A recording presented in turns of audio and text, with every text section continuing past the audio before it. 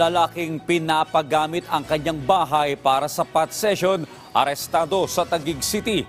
Suspect, hindi lang pala drug den operator, gumagamit pa ng ilegal na droga sa harap mismo ng kanyang pamilya.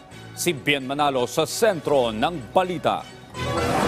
Ang na-aresto, kasalang pag-iingat o mga gamit sa pinagbabawal na gamot. Sa mismong bahay niya sa Taguig, inaresto ang lalaking kinilalang si Joey Tabada.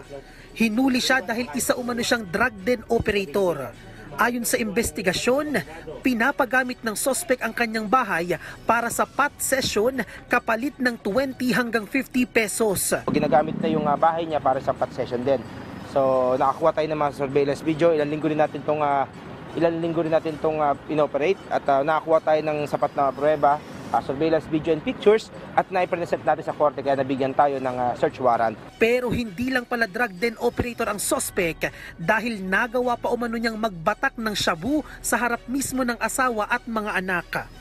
Batay sa police record, ito na ang ikatlong beses na makukulong ang sospek dahil sa droga. Nakumpiska ang mahigit 6 na gramo ng hinihinalang shabu at drug paraphernalia.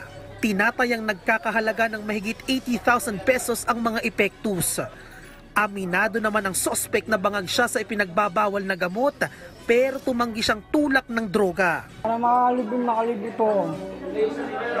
Makalibin lang po sa gamit. Ito yung tropa ko. Yung pag may napon sa bahay.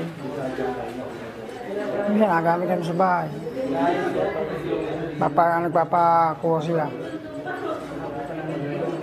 Ayun lang po. Tapos, yung ginagamit po namin sa bahay.